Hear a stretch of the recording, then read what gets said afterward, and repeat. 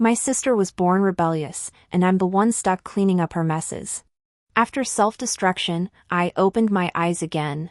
This lifetime, I refuse to be her sister anymore. Whoever adores her innocence and liveliness must bear the consequences themselves. Today is a fine day. In the rear garden of the Zhao residence. I trailed behind Zhao Mingyue from a distance, watching her dart behind a large tree like a nimble fawn. A young, handsome man approached from the other path. A smile played on his lips.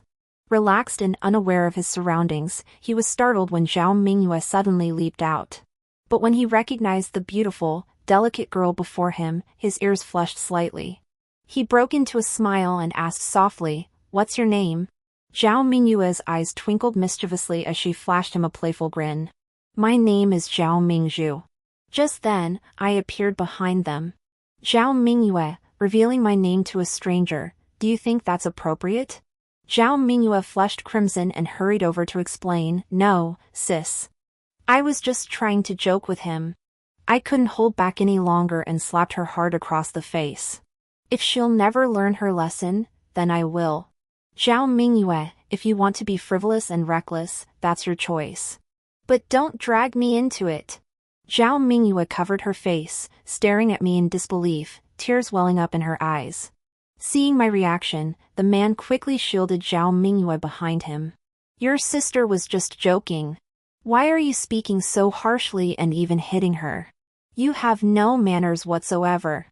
I raised my hand again, ready to strike the man, but he seized my wrist. Without hesitation, I yanked the pearl hairpin from my hair and thrust it toward his chest.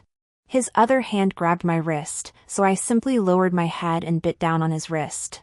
The man, unwilling to risk further contact, quickly released both hands. But I wasn't done with him. The hairpin slashed fiercely across his shoulder, tearing his clothes and drawing beads of blood. Zhao Mingyue, standing nearby, was stunned by this sudden turn of events. She rushed to embrace me.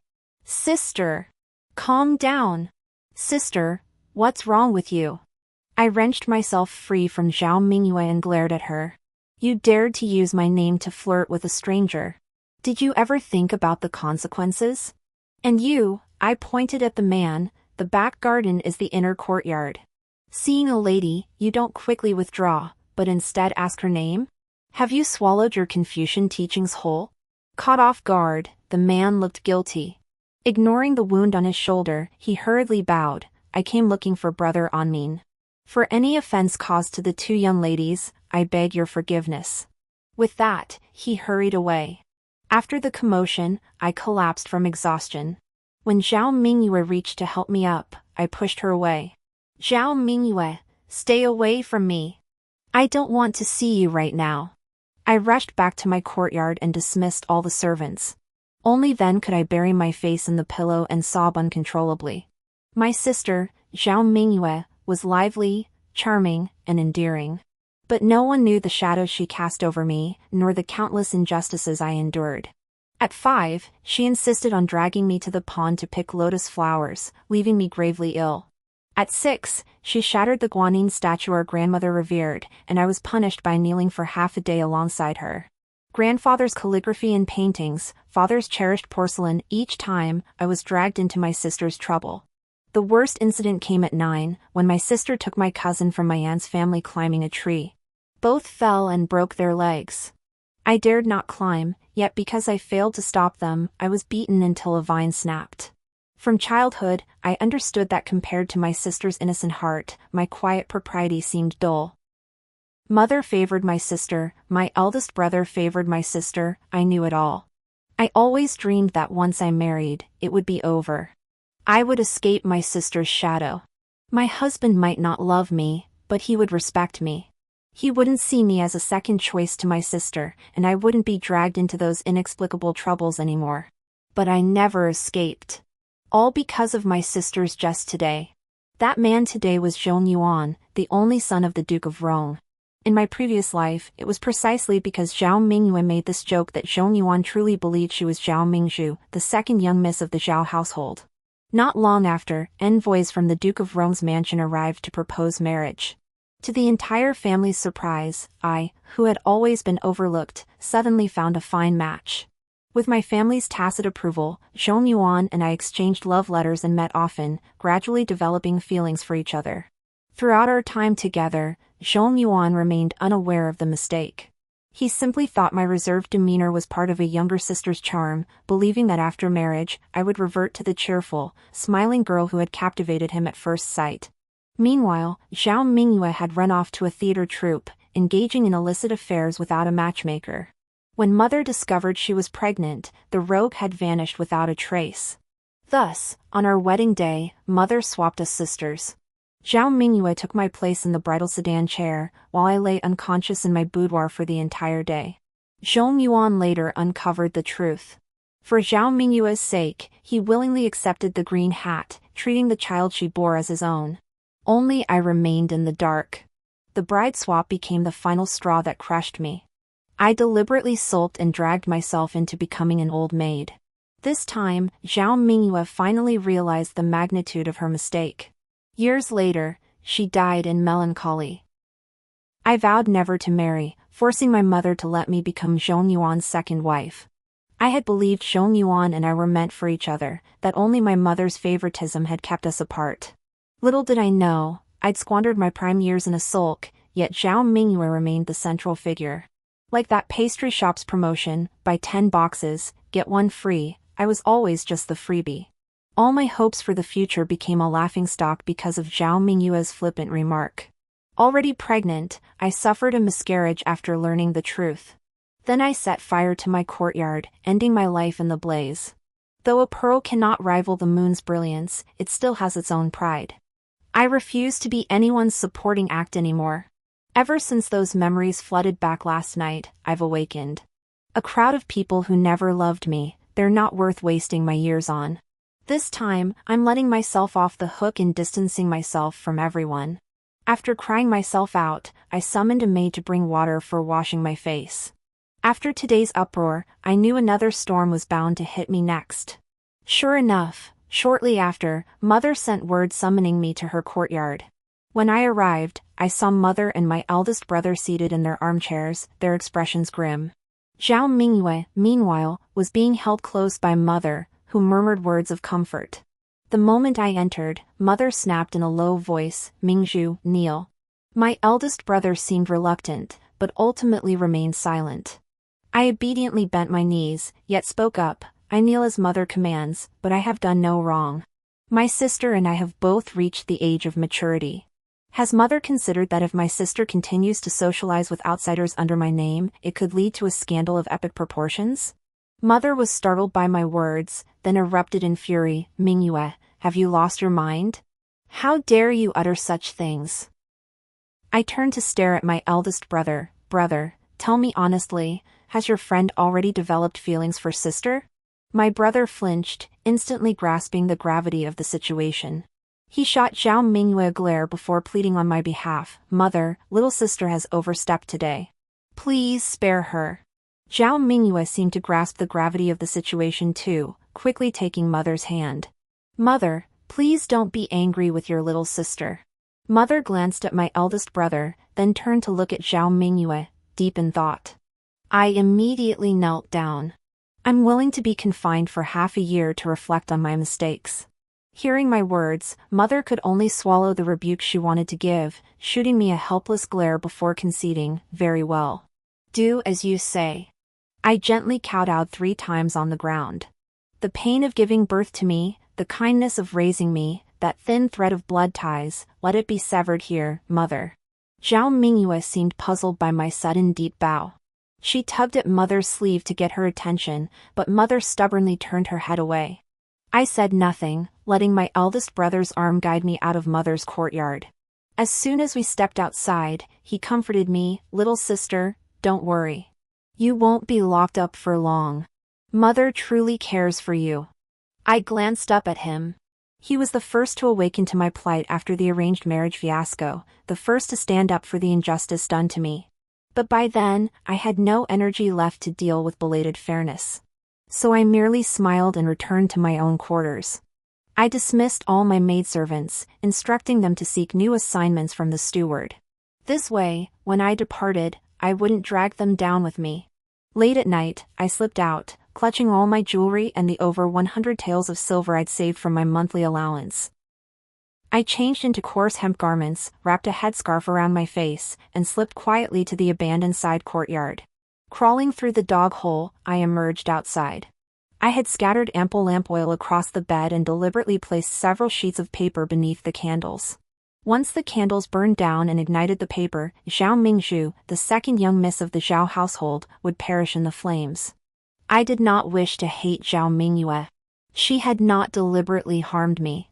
Yet wherever she was, I could never find peace. Coexistence was impossible. And the Zhao residence, a place that had never offered me warmth, was never my true home. As I slipped away from Chongkong Lane along the wall, the towering flames of the Zhao mansion still blazed visibly in the distance. I scooped up a handful of dirt from the ground, smearing it across my face and wrists, then hurried toward the west gate. The west gate was where vegetable farmers transported produce late at night, and it was also the closest gate to the Zhao residence. Taking one last look in the direction of the Zhao residence, I strode out of the capital city. The sky remained pitch black. I was the only traveler on the entire official road. Clutching the scissors hidden in my sleeve, I steeled myself. Having already faced death once, what could I possibly fear in traversing these mountains alone?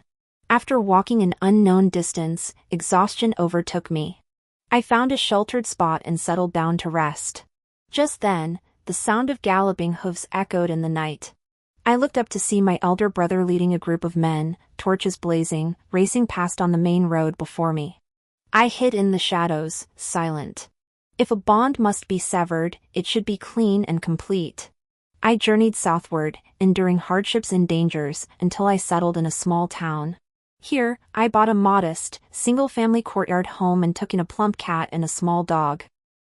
Embroidery, writing books, selling paintings, each skill sustained me. Though it couldn't compare to the silk robes and fine food of the Zhao household, I had finally gained the freedom I craved. Not even a celestial being could match my contentment. That afternoon, I sat by the window as usual, embroidering a piece depicting 100 butterflies flitting through flowers.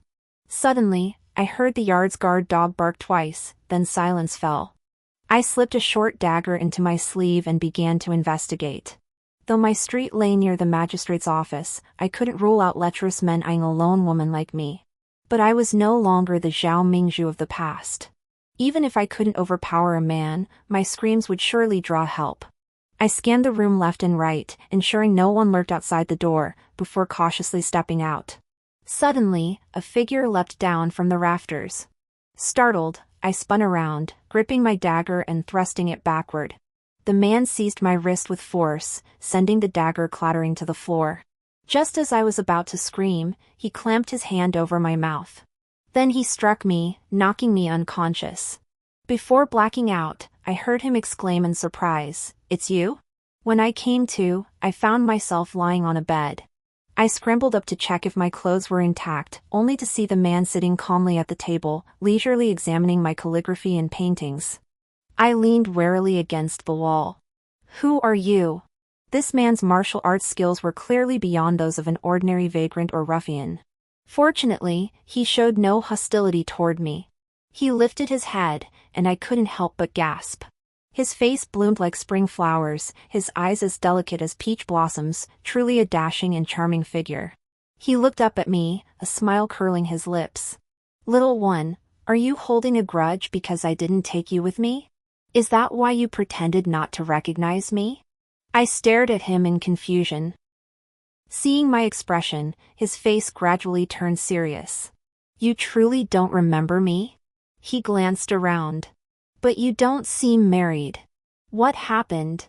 Were you injured? Ill?" As he started to approach, a wild suspicion surfaced in my mind. I hurriedly called out, "First tell me, who are you?"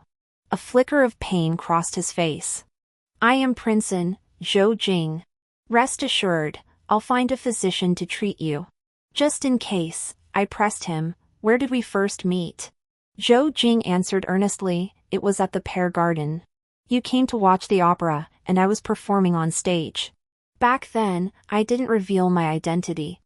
I planned to send men to escort you away after leaving the capital, but my men couldn't find you. I couldn't help but let out a bitter laugh. So that was it. No wonder Mother had searched every wealthy young master and even every actor in the capital in her previous life, yet never found the rogue who had seduced Zhao Mingyue. When a feudal prince came to the capital for court, he had to return to his fiefdom once the appointed time passed. How could Mother possibly find him? As for Zhao Mingyue, after returning to the mansion that day, she was kept under Mother's strict watch. How could she possibly have gone back to that theater troupe? My suspicions had become reality, yet my heart felt strangely relieved. Fate had spun its web, and I could never escape my entanglement with Zhao Mingyue. I rose from the bed, slipped on my shoes, and bowed. Princein, you've mistaken her for someone else. The person you know is my elder sister. Zhou Jing's face froze in shock. What did you say? I spoke calmly. I said, the eldest daughter of General Zhao's household, Zhao Mingyue, is the one you seek. Zhou Jing suddenly sneered coldly. I don't believe it. First meeting your elder sister in the capital, then encountering your younger sister thousands of miles away in the south, such a coincidence? Since that's the case, this prince will take you back to the capital. I sucked in a sharp breath. You're mad. A feudal prince entering the capital without imperial summons is a capital offense. Truthfully, I wanted to say, go back to the capital if you wish, but don't drag me into it. He grabbed me in his arms. Then let this prince verify whether you are still a virgin. Only if you are a virgin will I admit I truly mistook you for someone else. Smack! I slapped Zhou Jing hard across the face. Then I fled to a spot 3 zhang away from him. Stop this madness. I'll go with you. Only after that slap did Zhou Jing seem to truly believe I wasn't his sister. After all, my sister wasn't like me. When she was angry, she wouldn't speak harshly or raise her voice, she'd just sulk and ignore people. Perhaps this year of leisurely living had softened my nature. Unless absolutely necessary, I didn't want to burn bridges with anyone. I just wanted to live my own life. After Zhou Jing and my sister were reunited, they likely wouldn't keep me anyway. If they insisted on forcing me to stay, I'd simply play it by ear and escape again. The carriage rolled slowly along the official road into the capital. I sat upright, my gaze fixed straight ahead. Even sharing this enclosed space with Zhou Jing, my mind remained utterly unruffled. Zhou Jing no longer provoked me either. Until he suddenly received a letter. After reading it, he handed it to me, his face ashen. I took the letter and scanned it quickly. My face turned equally ashen. The letter stated that Zhao Mingzhu, the second daughter of the Zhao family, had perished in a fire. The eldest daughter, Zhao Mingyue, had been betrothed to the Duke of Rong's household and would marry soon. In my previous life, I'd heard that the Prince of An had few heirs. According to the original fate, Zhao Mingyue should already be pregnant by now. Zhou Jing would never stand by and watch Zhao Mingyue marry Zhong Yuan while carrying his child. But how could one daughter marry 2 sons? If Zhao Mingyue went to the Prince of An, who would take her place in the betrothal to Zhong Yuan? I flung the letter aside and shouted, "Stop! I want to get off the carriage." The driver paid me no heed. Zhou Jing sneered coldly, "Cousin, I advise you to obey. Otherwise, I won't hesitate to bind you and carry you back to the capital." I gritted my teeth in fury, yet knew resistance was futile. I wasn't my sister. Zhou Jing felt no affection for me, he truly meant what he said. The most crucial thing was to swap me for my sister without anyone noticing, avoid confronting the Duke of Rong's household, and ensure the family of 3 could return to his fiefdom to live happily and carefree. If I dared expose the truth, the Zhao household would be branded as conspiring with a feudal prince, and I wouldn't escape blame either. But why? Why must I clean up Zhao Mingyue's mess? For the first time, I felt utterly powerless against fate. 3 nights later, I lay awake, eyes wide, too afraid to sleep. 3 knocks sounded on the door. I waited for about the time it takes to burn a stick of incense, but the surroundings remained deathly quiet. Holding my breath, I cautiously stepped out. The latch of the inn's back door was within reach. "Cousin, staying up this late? What brings you here?" Zhou Jing's voice echoed behind me. Desperate, I yanked the bolt, pushed open the door, and lunged for escape, only to meet two gleaming blades outside. Refuse the wine, and you'll drink the punishment, Zhou Jing snarled, ordering his men to restrain me and force-feed me a bowl of medicinal broth. When I awoke, the carriage was already rumbling into the capital city. After half a year apart, I saw my eldest brother again. He looked utterly haggard. No wonder. His younger sister had faked her death and fled, while his older sister had lost her virtue, become pregnant, and was now to marry his best friend. For a moment, I couldn't decide which of the two sisters was more despicable. We were back in Mother's courtyard. The moment she saw me, she slapped me across the face. "You wretched thing! How dare you come back?" The blow was hard, sending blood streaming from my nose. As for Zhao Mingyue, the moment she saw Zhou Jing, she tossed aside the sour plum in her hand and threw herself into his arms. "Jingling, I knew you'd come for me." I stood nearby, coldly watching as they discussed and decided my fate. As expected, they decided I would marry Zhong Yuan in Zhao Mingyue's place, while she would follow Zhou Jing. As for my opinion, no one cared. Zhao Mingyue knelt, clutching the hem of my robe. "Sister, I beg you. Let me be with Jingling." I flung her hand away. "You're the one who got involved with Zhong Yuan. Don't try to make me take the fall." Zhao Mingyue staggered, and Zhou Jing and my eldest brother rushed to support her. Mother glared at her. "Mingzhu, do you intend to defy your mother?" I grabbed a pair of scissors and pressed them against my own throat. "If Mother believes I am defying you, then I shall return this life to you." I was truly resolved to die. With a sharp pull, a stabbing pain shot through my throat. Suddenly, my wrist went numb. The scissors fell to the floor. My eldest brother rushed over to tend to my wound. I didn't struggle. I only stared at them coldly. "I can pretend to be Zhao Mingyue for now. But you must cancel this betrothal. Then, set me free." Zhao Mingyue had long since cowered into Zhou Jing's embrace, while Zhou Jing still clutched the golden bead he'd flicked at my wrist moments before. Mother was too enraged to speak, her trembling finger pointing at me. "Wicked child! Wicked child!" I tore open the wound my brother had bandaged for me, then slowly returned to my own courtyard. Mother shouted from behind, "Mingzhu, stop right there. Mingzhu!" I paid no heed, never once looking back. Just now, I had already made up my mind. Zhou Jing believed I would meekly endure and take Zhao Mingyue's place in the marriage. But I would not grant him that wish. If he pushed me too far, I would go down fighting. I'd rather die than submit, and the Zhao household couldn't possibly deliver my corpse to the Duke of Rong's estate. They have their demands, but I've reached a point where I have nothing left to lose. No one can control someone who fears death no more. When I returned to my courtyard, my former maids quickly came back to attend to me. Seeing them all trembling with fear, I couldn't help but ask if my escape had implicated them too. My former personal maid, Xiao He, told me with reddened eyes. They were fine, just assigned to harder work, as maids in Zhao Mingyue's courtyard. A month ago, Mother suddenly ordered them all beaten to death.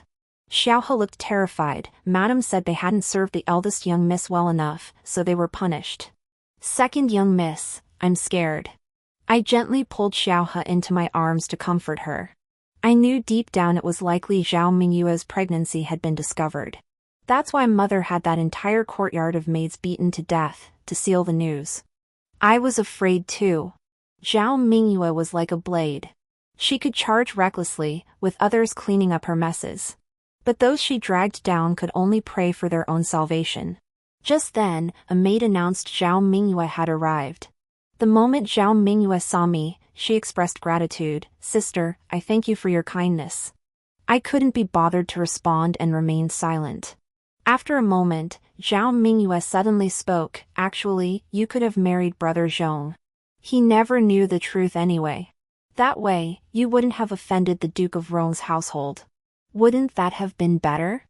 I let out a cold laugh. "If you're so afraid of offending the Duke's household, then why did you conspire with Princeton without a matchmaker? If Zhou Jing weren't a prince but just an ordinary man, wouldn't you fear Brother Zhong killing him as an adulterer?" Zhao Mingyue hurriedly protested. "No, Brother Zhong is so kind to me. He would definitely bless me and Jinglang. I couldn't hold back any longer and smashed the teacup. Get out! Zhao Mingyue flinched, quickly shielding her belly before hurrying away. I slumped weakly in my chair. I couldn't tell if Zhao Mingyue was naive or foolish. How could she assume everyone would act according to her wishes? Ultimately, it was simply that someone had given her the audacity to act recklessly. My sister wasn't inherently bad, but she was childishly self-centered without even realizing it. That evening, my eldest brother brought me a bowl of soup. Tears of grief and anger welled in his eyes. Little sister, I'm sorry. I couldn't protect you. Without a word, I lifted the bowl and drank it all in one gulp. The soup was filled with peanuts. Ever since childhood, eating peanuts covered my body in red spots, and in severe cases, I couldn't even breathe. They had planned it. Once my face and body were covered in spots, they would inform the Zhong family that I had contracted a dreadful illness, and the marriage agreement would be null and void. Sure enough, soon after, my entire body began to itch, and my throat made a rattling sound. My brother hurriedly gave me a small dose of suppressant medicine, not daring to give me more. If the Duke of Rong's mansion sent people to check on me and found it wasn't serious, the marriage agreement might not be annulled. The next day, I asked my maid to bring a mirror. Seeing my face already covered in large red patches, I quickly had her take the mirror away. The itching on my body and face was unbearable. Xiaohe desperately grabbed my hands. Miss, you mustn't scratch. If you scratch until it breaks the skin, it will leave scars. With no other option, I had Xiaohe fetch cool water and used a handkerchief to wipe my body, trying to ease the itching. The weather had already turned quite chilly, and that night, I developed a fever all over. Struggling, I forced myself to drink another bowl of peanut soup. I refuse! I refuse to spend my entire life as Zhao Mingyue's stand-in. Envoys from the Duke of Rong's mansion arrived swiftly. An elderly matron examined the red patches on my face and frowned. Then I heard her ask Xiaohe if I had consumed any forbidden foods. Xiaohe naturally shook her head, adding that besides the rash covering my body, I also had a persistent high fever. Hearing this, the matron instinctively stepped back from my bed. I deliberately coughed incessantly, calling out in a thread-thin voice, "Water. Water." For noble families selecting a daughter-in-law, beyond virtue and capability, robust health was paramount. Managing the household, serving in-laws and husband, and bearing children were no light tasks. A sickly mistress might not even manage to keep the concubines in check, only bringing unrest to the entire household. After the old nurse left, Xiaohe wept with joy. Miss, you won't have to suffer so much anymore. We can stop the peanut soup now. I shook my head. I wouldn't let my guard down until the betrothal was dissolved. After all, I witnessed Zhong Yuan's devotion to Zhao Mingyue in my previous life. Sure enough, word spread that Zhong Yuan stubbornly clashed with the Duke and Duchess of Rong. Even after Zhao Mingyue fell ill, he remained unconcerned. He insisted the betrothal could be postponed. He would marry his bride once she recovered. Days later, the Duchess of Rong, unable to sway Zhong Yuan, came personally to visit me. After days of drinking peanut soup, my face wasn't just covered in red spots, it looked like a face had grown out of the red spots. I didn't miss the flicker of disgust in Lady Zhong's eyes. She hurried out the door. Soon after, Xiaohe came with news. The mistress and Lady Zhong have directly dissolved the engagement and exchanged the marriage contract. Weakly leaning against Xiaohe's embrace, I gasped, the peanut soup is stopped. I can have my regular dose of medicine now. After several months of recuperation, I finally began to recover. Soon after, the Zhao household announced that their eldest daughter, Zhao Mingyue, had been sent back to her hometown to recuperate, where a marriage had been arranged for her. While the inner courtyard officials and their families discussed the Zhao family's ill-fated twins, first the second daughter, Mingzhu, whose beauty was cut short by a tragic fate, and now the eldest daughter, Mingyue, afflicted by a severe illness and ill-fated marriage, a dusty carriage carried me back to my small courtyard. Before my departure, mother did not appear, sending only attendants to see me off. Only my eldest brother sincerely urged me to take good care of myself, assuring me I could return any time if life proved unbearable. I ran my fingers over the banknotes in my hand. This return to the Zhao residence had yielded considerable silver, ensuring my next move would not drain my resources. That a family of kin could wish to sever all ties until death was nothing short of laughable. Yet I must remain vigilant, lest I be dragged into another love-hate entanglement that has nothing to do with me. Zhao Mingyue and Zhou Jing had long since returned to their fiefdom. On the night before their departure, I visited Zhao Mingyue one last time. Zhao Mingyue, I hope we never meet again in this lifetime. From now on, you must bear the consequences of your reckless actions alone. Take care of yourself. My departure wasn't without reason. A secondary consort must be recorded in the imperial genealogy. Since Zhao Mingyue had already gone into hiding and entered the Prince of An's household, she could at best be a concubine.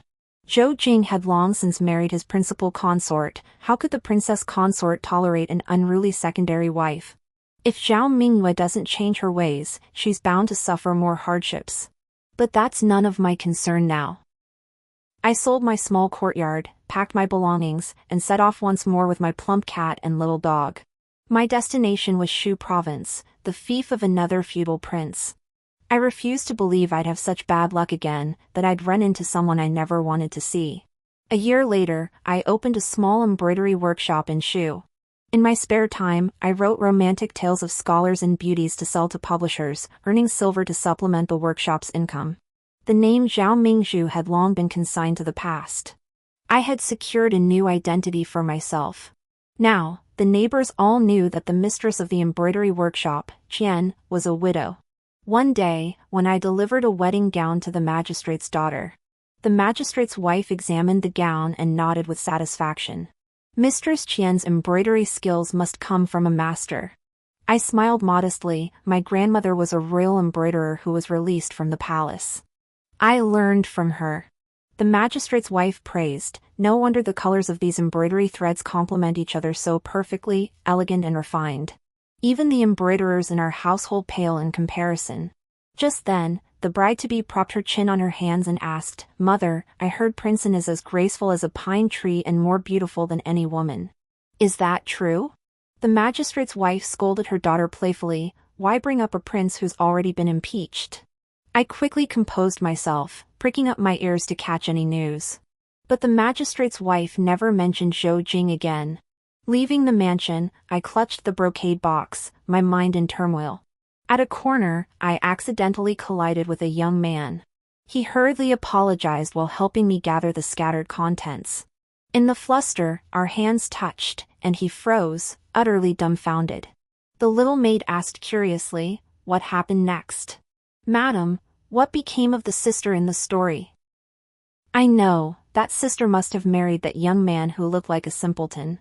I cast a helpless glance at my daughter in my arms. Just then, my husband entered the room.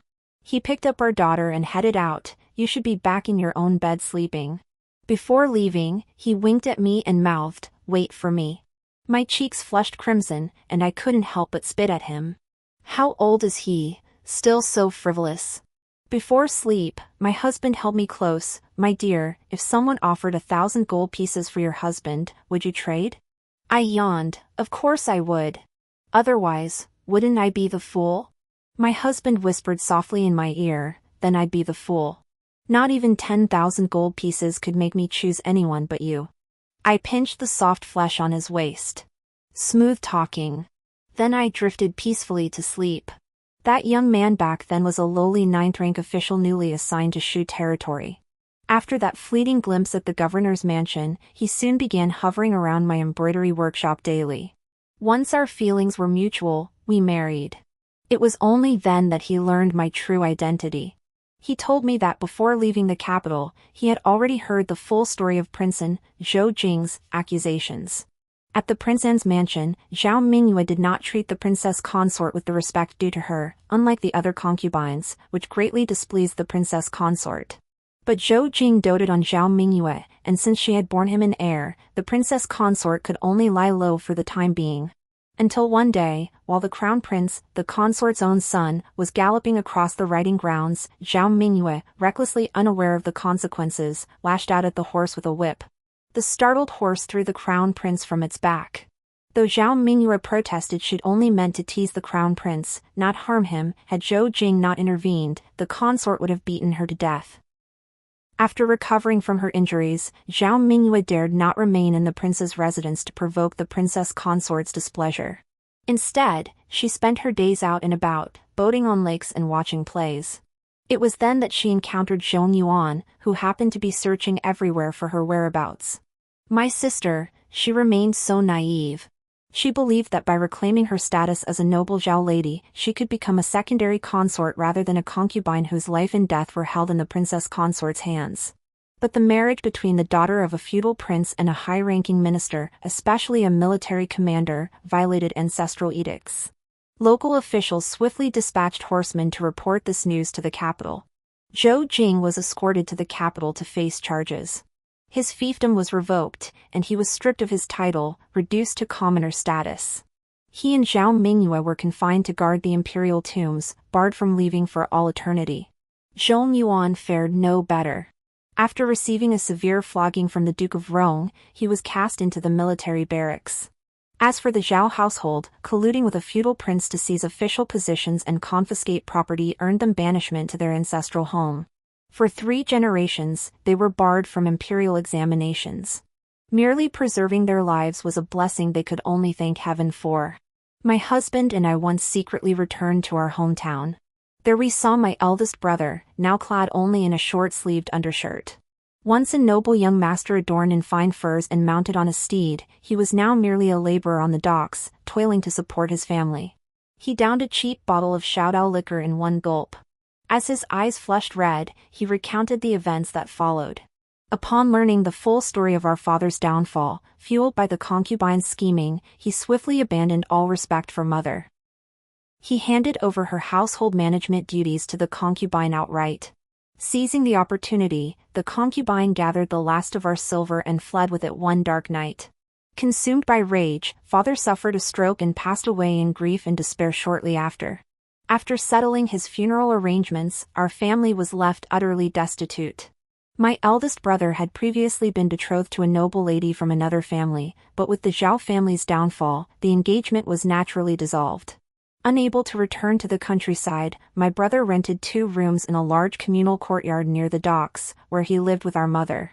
My mother wept daily, her eyesight already failing. My brother smiled bitterly. Thankfully, I still have my strength. Otherwise, I'd likely be unable to even sell my labor. As the carriage rolled slowly through the filthy, narrow streets, I saw mother struggling to wash clothes in the courtyard. Noticing I had no intention of entering, my eldest brother asked, "Mingzhu, aren't you going to see mother?" I shook my head. Then I pulled out the silver notes and pressed them firmly into his hand. "Brother, listen to me. I've long been able to support myself. These notes are of no use to me. Use it to buy a courtyard and start your own business. Your talents deserve better than being a laborer." My brother looked up, blinking back tears. He gently ruffled my hair. "My little sister has grown so capable. I'm so proud." I swallowed the ache in my heart. If mother's favoritism was 8 parts for my sister and 2 for me, my brother's was 6 parts for her and 4 for me. Though I was no longer that Zhao Mingzhu who craved their attention, I never forgot my eldest brother's affection. He turned to my husband and urged earnestly, "My little sister is gentle and well-mannered. Don't take advantage of her. If you do, I won't fear you even with your official status." By the end, his voice carried a hint of menace. My husband hastily protested, "I wouldn't dare." I nudged my brother. "Big brother, stop scaring him. Rest assured, I'll be just fine." The carriage slowly set off, before reaching the main road. I heard someone shout from behind, "Mingzhu. Mother was wrong. Get down so I can see you. Mingzhu." The voice was too distant, the wind carried it away. Half a year earlier, my eldest brother wrote that as mother lay dying, she kept gazing toward the door, asking him over and over, "Has Mingzhu returned yet?" In the end, she passed away calling out Mingzhu. I couldn't hold back my tears. My daughter hurriedly wiped my tears, kissing and hugging me. I simply held my child gently. Through my tears, I sighed, "Mother has no mother of her own anymore. Life is full of irreparable regrets." Like when I was 6, hoping mother would comfort me after being punished for my sister's mistake, but she was too busy rubbing medicinal wine into my sister's knees. Now, no one will ever punish me for another's fault, and I no longer need that belated comfort. The publisher has already sent someone to remind me. I organized my manuscript and inscribed the title page, The Thousand Gold Chronicles. If no one cherishes or values you, then cherish yourself. Perhaps, amidst the mountains and waters, you'll stumble upon a simpleton. He might be a smooth-talking rogue in private, yet he'll treat you with genuine sincerity, cherishing your maturity, understanding every sorrow and injustice you endure. If you never meet such a person, cherish yourself nonetheless. My life, to others, worthless, to myself, priceless. End.